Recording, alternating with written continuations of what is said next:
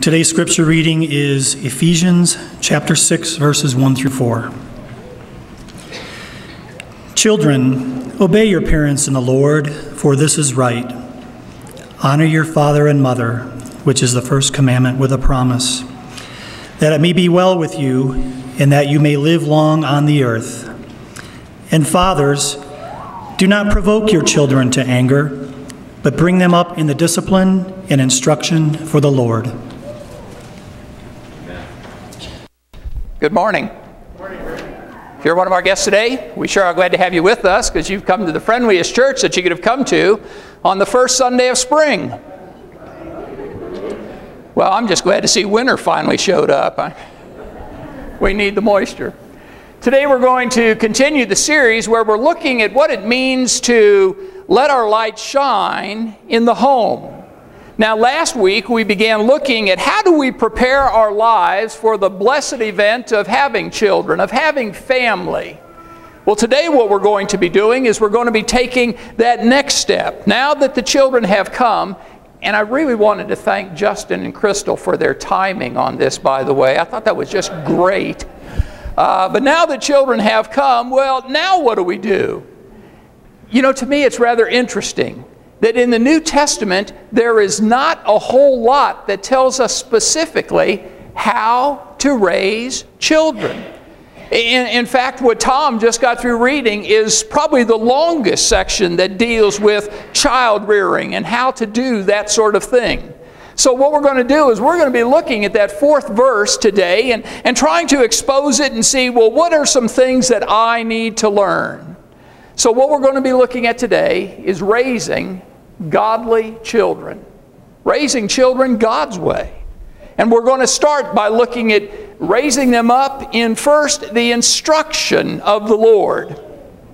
Now, let's begin by looking at how God did it early on. When His children were young, if you will, or mankind was young, we see in Genesis chapter 2 and in verse 15, it says that God took the man, put him into the Garden of Eden, and told him to cultivate it and keep it. Pretty simple instruction. That's all that, you know, they were very young, so you don't load them up with all sorts of rules and regulations and all those kind of things. When the kids are young, what do? Short, easy to remember things to do. Cultivate it, keep it. I think he could do that sort of thing. And so for us then, the transition for us is quite simple also. When our children are very young, you don't load them up with lots of rules. You just tell them, this is what I want you to do. Here's what Mom and Dad want you to do. And we just keep it short. We keep it easy. You know, you can play with your toys all day long, but before bedtime, pick up your toys. Pretty simple, right? They know if my toys are scattered all over the house, well, I'm going to have to pick up all the toys before I go to bed. Or another one, you might say, well, the rule is wash your hands before we eat. We always wash our hands before we eat. Or when they get older, make your bed. Once you get up in the morning, make your bed before you leave the bedroom. Something of that nature. But we try to keep the rules when our children are young simple, short, easy for them to remember. That's the things to do. But God also had the other side of the coin as well. In Genesis chapter 2 and verse 17, He said, you shall not eat from the fruit of the tree of knowledge of good and evil. Or from the tree of knowledge of good and evil you shall not eat. Pretty short, pretty simple, easy to understand, easy to obey. And that's what we need to do with our kids. Keep it short, keep it simple, easy to obey for them. You know, for us it might be, don't talk to strangers. Here's something you don't do. Don't talk to strangers. Or it may be, don't cross the street alone. If Mom and Dad are not with you, don't go across the street. Or don't touch the stove. Now, I've heard some parents say, now honey, don't touch a hot stove. I was always troubled by that. How do you know it's a hot stove? Oh, that's the one. Don't touch that one, sort of thing. In our house, we had this, we called it the one rule. If it's not yours, don't touch it. And you know, that's a pretty good rule for life. If it's not yours, don't touch it. Well, when God's people matured, when the nation of His people, when they got older, as our children get older, what did He do? Well, we see that in Exodus chapter 19, the first part of that chapter, it says that Moses called the elders of the people and gave to them all the words which the Lord had commanded them. And then all the people said, all that God has said, we will do. Well, what had God said? Well, He gave them 10 rules to remember. 10 rules to remember. I'm the Lord your God, you shall have no other gods before me. You know how it goes, the 10 commandments. God gave them 10 rules. But Bible scholars tell us that there were, with those 10 biggies, the 10 main rules, God also gave them 630 odd different other ordinances and regulations, things that governed their behavior, things that governed the foods that they would eat, things that would govern the kind of clothes that they would wear, things, all sorts of rules, because they were older now. Now, why did God give them more rules now? The same reason that when our children get older, we give them more rules. It's in order to protect them. That's why God gave them the various rules, was so that He might protect His people. And the same thing we do with our children. We do that so that we can protect them. Because you know a whole lot more about what it's like to be a 16-year-old than your 16-year-old knows what it's like to be an adult. And so you've got to give them these rules in order to protect them. Remember in last week's lesson when we were talking about preparing ourselves for the blessed event of having children, there were things that you and I need to do. And remember, it came from that special section there called the Shema in the Old Testament. In Deuteronomy chapter 6, where God, He tells them to prepare yourselves, to prepare your foundation and the fervency and the focus of your lives. Let me just go ahead and review those just for a moment. Remember, the foundation of their life is Deuteronomy chapter 6 and verse 4. Hear, O Israel, the Lord our God, the Lord is one. And so God's people were commanded to build their lives upon this foundation about who God is. Build your marriage on God. Build your life on God. Build your work on God. Build your recreation. Everything that we do, we need to be building our lives on who God is. Now, secondly, He told them to build the fervency of their lives. In the next verse, Deuteronomy chapter 6 and verse 5, He says, you shall love the Lord your God with all your heart, with all your soul, and with all your might. And remember, we said that God wants us to give Him all our love. So then the only love we have to give to others is all the love that He's given to us. The fervency of our lives should be measured by the fervency of how much we love our God. And then the focus of our lives is found in the next verse, in verse 6, where He says, and these words which I'm commanding you today shall be on your hearts.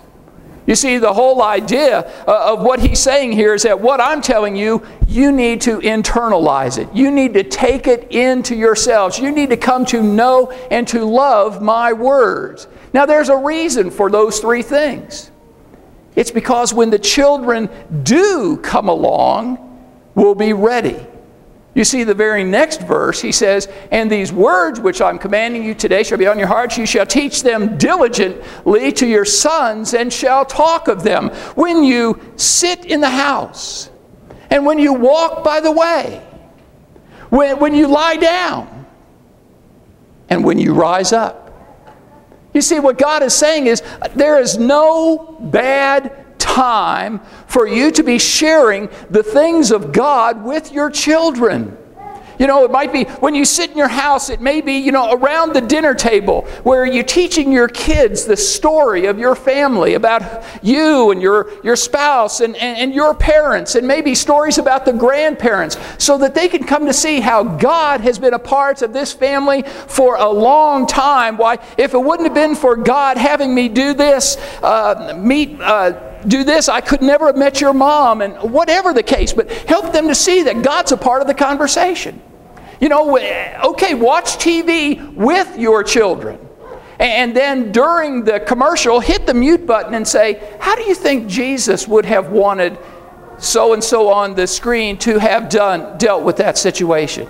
You think that Jesus would have wanted him to deal with it that way, to punch the other guy in the nose, or to do this or to do that? So your children get to see there's a way, a right way, for us to handle situations. You know, you're driving in the car. You can talk to them about how God has been working in your life this past week at work, where He was doing this or doing that or doing the other. Your kids need to recognize Jesus is a part of this family. And there's no wrong time for us to do that. It's much like the Apostle Paul told Timothy in 2 Timothy chapter 4 and in verse 2. The Apostle Paul said, preach the word. Be ready in season and out of season. What's he saying? There is no wrong time. There is no wrong way for us to be telling our children these things. If we're going to bring them up in the instruction, you can't leave it to the church. You can't leave it to the Bible class teacher. You can't leave it to the elders and the deacons and the preacher. You can't do that, because God has given that to us. Remember Ephesians 6 and verse 4. What's it say? Fathers, bring your children up in the instruction of the Lord. That's your job. Our job is to equip the saints for the work that God has called for all of us to be doing. But it's your responsibility. That Timothy I was just talking about, the Apostle Paul was training him to take over after he was gone. And it's an interesting thing that Paul says to him. Just a few verses before that passage I just quoted a few moments ago, in 2 Timothy chapter 3 and verse 15, Paul says to him that from your childhood you have known the sacred writings, which are able to give you wisdom that leads to salvation through faith in Christ Jesus. Since Timothy was a little boy, he was learning God's Word. See, God can use people that know what God's will is. Now here's an amazing thing for us. Timothy came from a spiritually mixed home. His dad wasn't a Christian. His dad was not a believer. Now, his mom was, but he wasn't. And yet, notice, therefore, moms, if dad's not going to do his job in bringing up the kids in the instruction of the Lord, you've got to pull up the slack. You've got to step in. Because that's what happened. Earlier in that same book, in 1 Timothy chapter 1, around verse 6, it says that Paul says, I know of the sincere faith that dwells in you, which first dwelt in your grandmother Lois and in your mother Eunice. And I'm sure it's in you as well. Ladies, look at this. This great preacher for the church in the ancient city of Ephesus, this young fellow by the name of Timothy, he became the great man of God, not because he had a great father to look to as an example, but because his mother and his grandmother did their job. They did the job that the father was not doing, but they recognized it's a job that cannot be avoided and it cannot be put off or put upon somebody else to do. The mom did the job, and the boy grew to be a man, and a man that God could use. And so parents, if we're going to be bringing our children up in the instruction of the Lord, recognize there's no bad time to do that. There's no bad place to do that. But there's always the responsibility to do it. To do it. And so we need to be the people who are bringing up. Isn't it great? I know some of the times you say, why don't they take that kid out? They brought that kid here. Kid's going to be a kid. Kids cry. They do that sort of stuff. You know, it's okay. I would much rather, and you've heard me say this before, but I would much rather hear in this room children crying than hearing aids going off. You know? Because what I'm hearing are the young people who are going to one day be changing this world for Jesus Christ. And if we start looking at them with that, why don't you take that kid out? They will. They just won't come back. And we can't be doing that sort of thing. I loved what Brett did with that article that our brother wrote. And wasn't it great that he says the kids sometimes will repeat all those things that we should not have said in the first place. They'll also start repeating the things that we should say too. And that's great. That's great. Good article, brother. That was a great article. Okay, bringing them up in the instruction, but there's also in Ephesians 6:4, it says, bring them up in the discipline of the Lord. Bringing your children up in the discipline of the Lord. In Hebrews chapter 12, beginning in verse 5, it says, have you forgotten that thing that was addressed to you, that exhortation that was addressed to you as sons? And then he gives the exhortation, my son, do not regard lightly the discipline of the Lord, nor faint when you are reproved by him. Now, notice, when it comes to God's discipline, don't fall at the extremes. I mean, it wouldn't be kind of nuts to say, oh, God's disciplining me, but this is no big deal. Seriously? Wouldn't you rather have God just tap you on the shoulder and say, that's not a good idea. You need to stop doing that. Because God can do a whole lot more to let us know we shouldn't be doing something. So don't think lightly of it, but also don't faint. Don't say, oh, I cannot handle this. This is too much. Oh, this is terrible. I can't deal with it. You can, with God's help. And see, that's kind of the whole point sometimes, is we've turned loose of God's hand, and that's why there's the problem in the first place. So what do we need to do?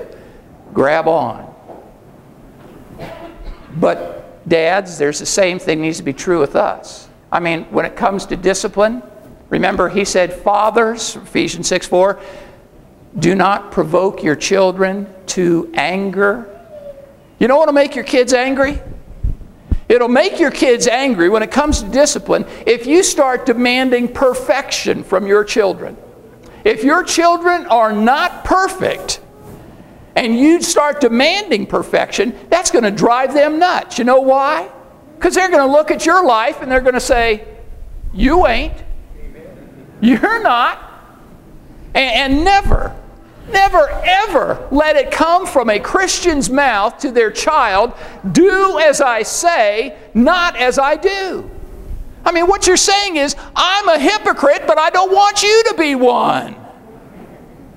How crazy is that? You also drive them nuts when you are inconsistent with the rules or you change the rules. The rule used to be this. Or maybe for Johnny, this is the rule, but for Sally, this is the rule. If you're not consistent in the discipline, that makes them upset. Why don't you do this with Sally? Why don't you expect that from her? I'm the parent here. When we start doing that stuff, you're going to make your kids angry. Or if the rules do change just for the one child. I told you to do this. Why are you doing that? Because last Tuesday you told me to do that. That was then, this is now. Yeah, but it's Tuesday. Yeah, but it was Tuesday morning. This is Tuesday evening. Tuesday evening, this is the rule. Good grief. Don't drive your kids to anger because of our foolishness. Now, in verse 6, he goes on to say, everyone whom the Lord loves, he disciplines. And he scourges, or your translation might say, chastens every son whom he receives. Understand this. There is a difference between punishment and discipline. Punishment is what we do because of their action. We're dealing with that past action. You did this, and so this is what's going to happen to you because of this. So punishment looks to the past. Discipline, however, looks to the future. The word discipline means to bring to a sound mind. What you're doing is, with discipline, is that you're trying to help them learn how to think through the process so they don't do whatever that was again. You don't want that behavior. Now, there might be a punishment aspect to it just to cement that thought in, but you really want them to learn how to think. Oh, wow, that was loud. Sorry. For those of you who are asleep in the back, I'm fine. But you don't want them to... You want them to think through the process. You want them to learn so that in the future, when that situation arises, they won't do that same behavior. Discipline. That's why a few verses later, in verse 11 of Hebrews chapter 12, it says this, "All discipline for the moment does not seem joyful but sorrowful." Well, that's true. That's true. Kids and us too, when God disciplines us, we don't necessarily like it. And our kids shouldn't necessarily like it. But then notice what it goes on to say. But afterwards. Afterwards. Not here, but notice, remember I said discipline is for the future. Afterwards, after the discipline, those who have been trained by it, much like, a professional athlete or somebody else in some sort of training thing, they are altered, they're changed because of what they have gone through. Well, what happens if they have gone through discipline, godly discipline? What's the point? It yields the peaceful fruit of righteousness. And that's the point of discipline. Discipline isn't, boy, am I going to get you, pal. Discipline is all about so that they can become the people that God can use in the future. And that's what we want. So let's go back then to when God's children were young. When mankind was young, the Adam and Eve sort of thing. We remember the story. Adam and Eve, they're standing there. They're having that conversation that they shouldn't be having with Satan. They take from the fruit of tree of knowledge of good and evil, and they both eat from it. And then in verse 7 it says that then they heard the sound of God walking in the garden in the cool of the day. And they went and hid themselves, because they realized they were naked, and they sewed together loin coverings out of fig leaves. What did God do? He disciplined their thinking first. He disciplined their thinking. Notice the first question he asks them in verse 9 is, "Where are you?" Now, either Adam and Eve were the world champion hide-and-go-seek players of all time, or maybe God knew where they were, but He wanted them to see where they were. Where are you? When you and I are being tempted by something, let's say that you struggle with alcohol. Let's say you're standing in front of the Babalu Lounge. Don't you think a good question for you to ask yourself, the question would be, what am I doing here? Why am I here? Where am I? Good grief. And we need to move from that. We need to leave from that particular situation. Where are you? Or if you have a problem with situations or things on the internet, and there you are sitting alone in your room, where are you? Maybe you need to get up and get away from that situation right now. Where are you? Or maybe not physically, but maybe spiritually we need to be asking ourselves that question. Where are you? When the temptation comes, where are you in your relationship with God? Are you close? Do you feel real close to Him? Or has it been a while since you've allowed Him to speak to you from His Word because you haven't picked up a Bible in quite a while? Or maybe you haven't had much of a conversation with Him recently in prayer. Maybe, your relationship with God and His people is kind of spotty. Sometimes you're here, sometimes not. Yeah, no big deal. Where are you spiritually? We need to discipline our thinking. Now then God, Adam responds to that and he says, well, we hid ourselves because we were naked. When we heard you coming, we hid ourselves. God asked him the second question.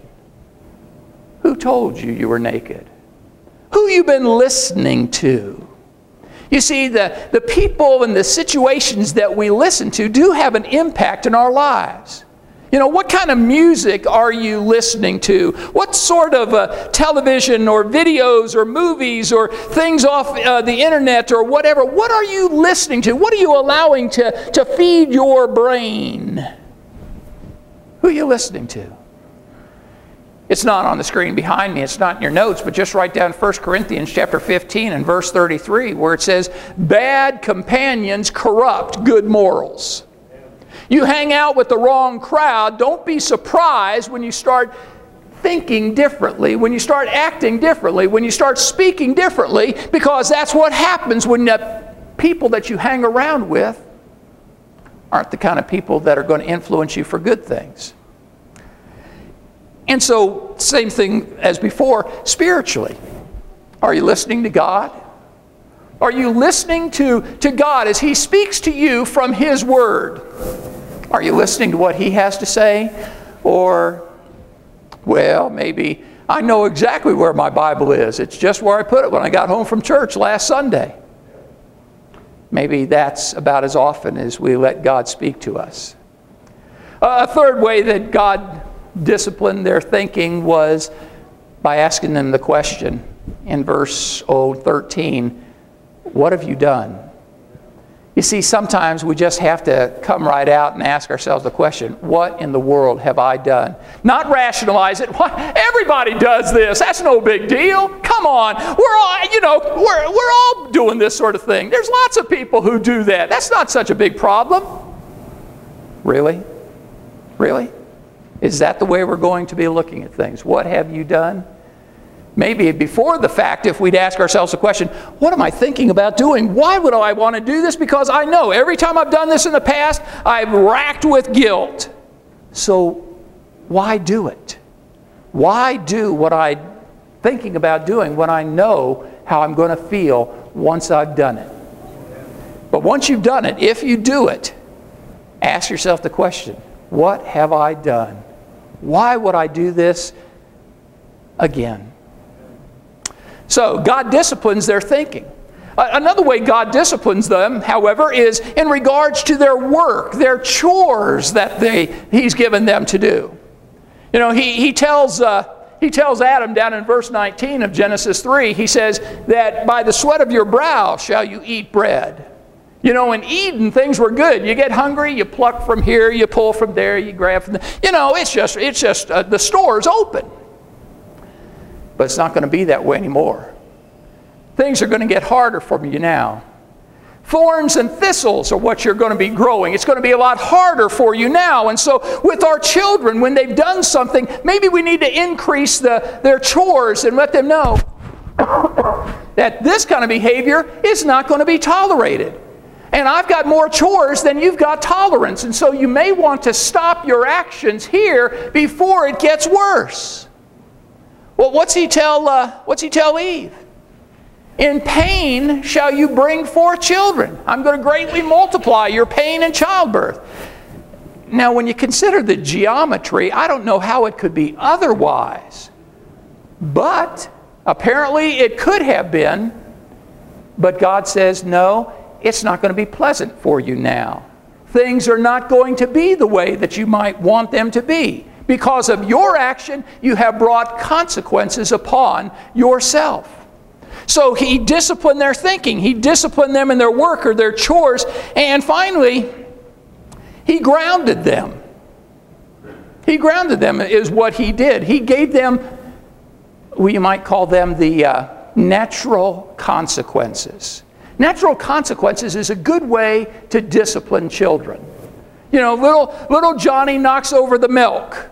Well, you don't send him to go stand in the corner or something of that nature. You say, go run in the kitchen and get a towel quick and clean it up.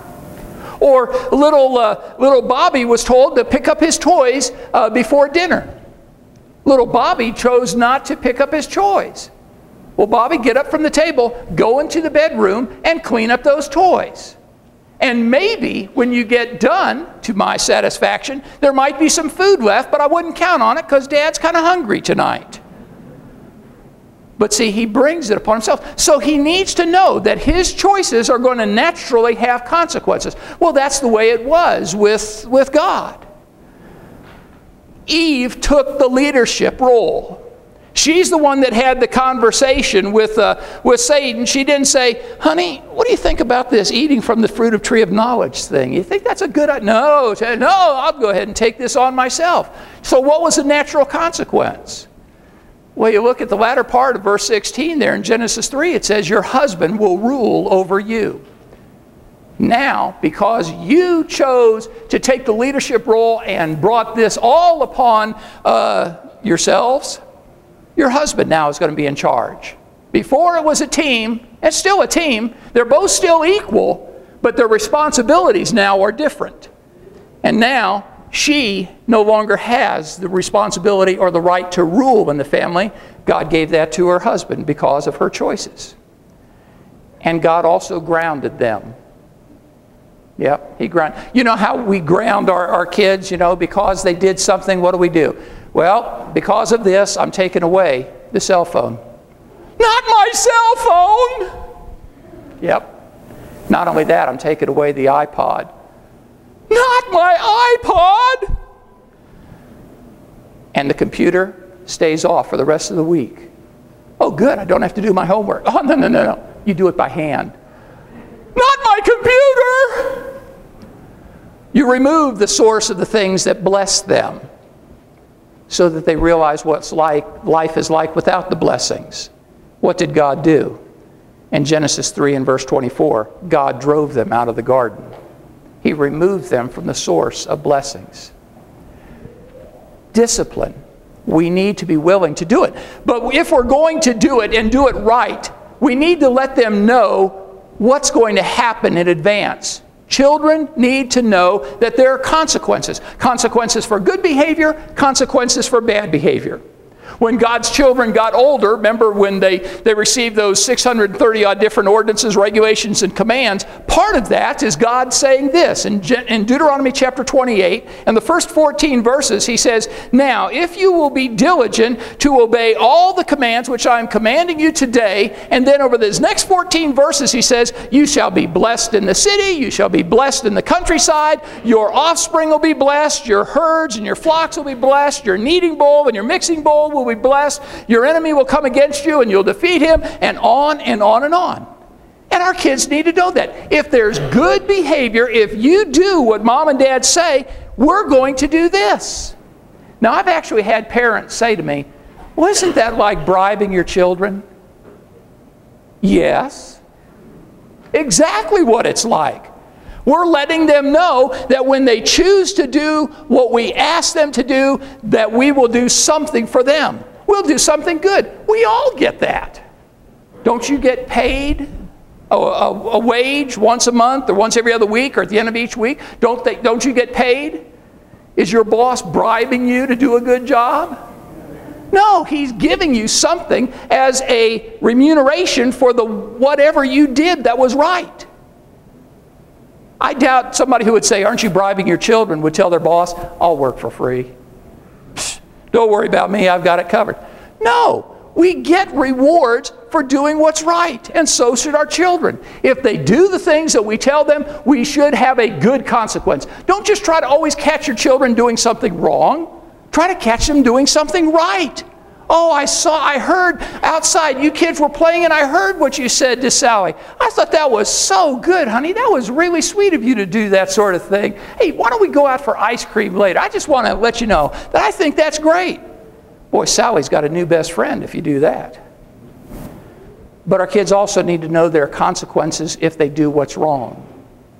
You see, in verse 15 through 68 of Deuteronomy chapter 28, it says, but if you do not obey these commandments which I'm commanding you today, then all the same things. Cursed shall you be in the city, cursed shall you be in the countryside, cursed shall be your offspring, cursed shall be your flocks and your herds, and cursed shall be, and your enemy will come against you one way and you'll flee before him seven, and on and on and on. They need to know that there are going to be consequences for wrong behavior. And you need to follow through and do it. Now, this is usually the point where if we were in a smaller setting, somebody might say, "Are you talking about spankings? Are you saying spankings here?" Well, that is one way. But of course, what we want to do, if we're going to be God's people, let's let God tell us what needs to be done. And He happens to say some things about spankings. In Proverbs chapter 22, and in verse 15, He says, "Foolishness is bound up in the heart of a child." Now, foolishness is not bound up in the heart of an 18-month-old. Oh, they're so sweet. They're so precious. They're so good. 8 years old. Oh, yeah. 9, 10. Oh, yeah. We're talking real serious foolishness here. Foolishness is bound up in the heart of a child. But then he goes on to say, "But the rod of discipline will remove it far from him." Now, notice he talks about this rod thing. This right here is not used for striking your child. This right here, you wouldn't want that because your child is the one that you want to let them know how much I love you. You don't want them to reach for their head and say how much I love you and have them going, you know, that's not a good idea. Remember Bill Cosby talked about his dad who had the belt, 9 feet long with hooks to rip the meat off their body? Remember that? That's a good idea. If you have like this congregation, we're getting lots of babies, I'm going to start taking out stock in companies that make wooden spoons. I only know that because my son, who will from now on be called Lead Britches, has broken more wooden spoons across him than you can imagine. Or the old hickory switch sort of thing, or something of that nature. God says it's a good idea. Now you might say, "No, I think if you spank a child, all you're teaching them is that when they do something that somebody doesn't like, they're going to feel pain. So what do? They go out on the playground and some little kid does something they don't like, and so what do? They make them feel pain." No, remember, there's a world of difference between punishment and discipline. If all they have learned is that if you make daddy mad, if you upset your mommy, it's going to be painful for you, you are punishing your child. You are not disciplining them. But the person who says, "Well, I'm not going to do that. No way am I ever going to do that to my kid." Well, guess what? God's Word says something about that. He says that in Proverbs chapter 13, around verse 24, He says that he who spares the rod hates his child. You say, "Oh no, I want to be my child's best friend." There's the problem. God didn't tell you to be their best friend. God told you to be their parent. You can grow up or they can grow up and you can be really good friends with your children, but they need a good parent. They're going to have lots of friends along the way, but they're only going to have one set of parents. And guess who's got the job? You do. We do. And so we need to make sure that we're good parents. But it goes all together. But what we've been talking about today, because in Proverbs chapter 29 and in verse 15, notice what he says. "The rod and reproof bring wisdom." It's not just the discipline, the punishment, it's the discipline also. The rod, yeah, they're going to know that was a bad mistake. But then the discipline, the reproof, they're going to be learning. This is why, honey, you can't do that. This is why mommy and daddy are spanked you, because we don't want you to do this because it can lead to something really bad. But the child who gets his own way brings shame to his mother.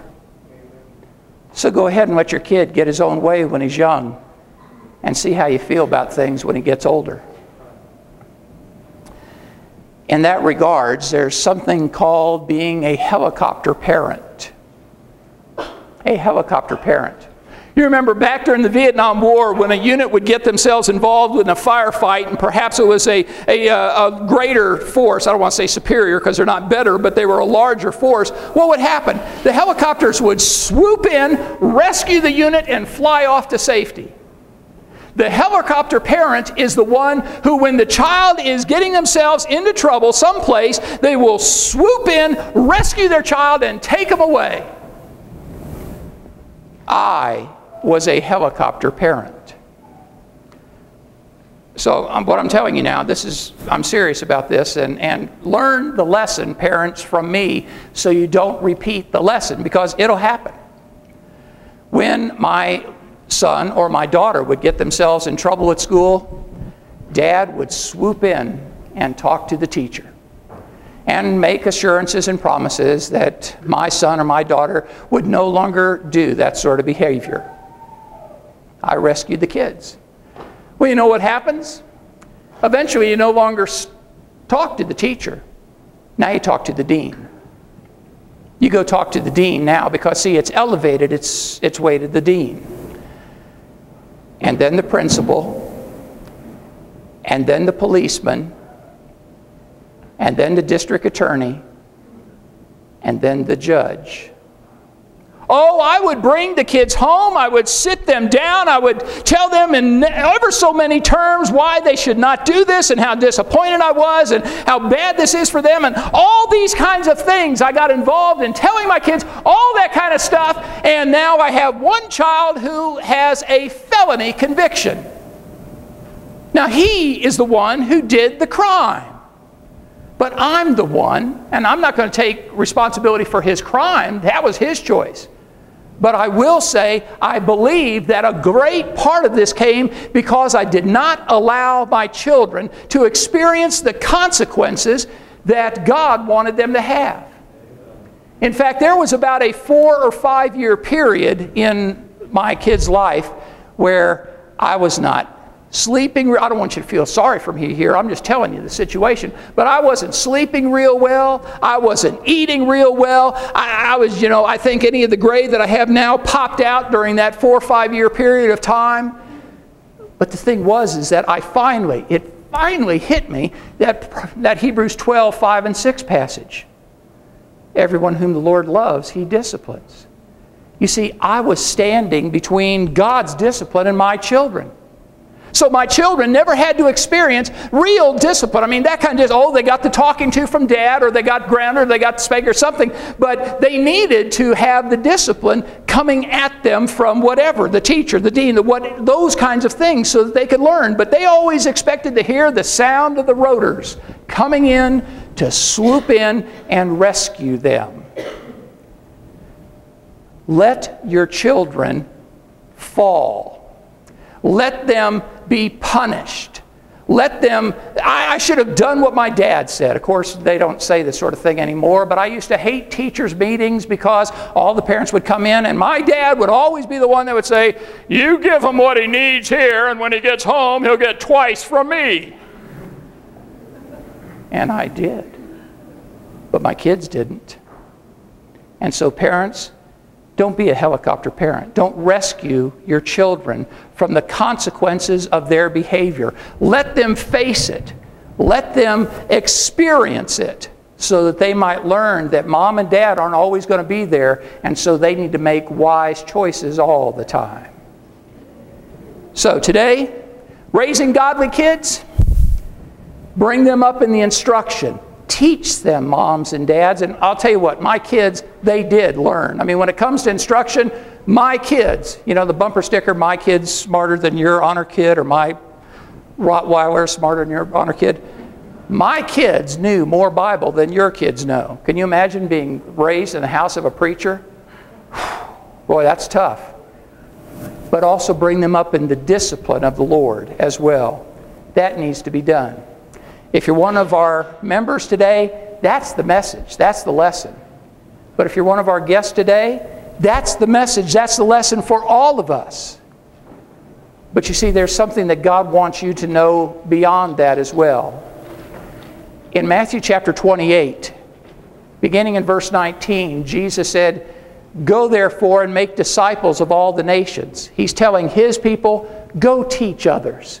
Go teach them about me and my love for them and the cross and the empty tomb. Let them know how much I love them. Now, the ones who want to become his disciple, he says to them, baptize them in the name of the Father and the Son and the Holy Spirit, and teach them to observe all things whatsoever I have commanded you. So if you're one of our guests today, and if that applies to you, then today would be an excellent day for you to become a disciple of Jesus. If that's what you want, or if there's anything that you need, then we encourage you to come. Have a seat on one of these front pews right here while together we all stand, and Joel leads us in this song.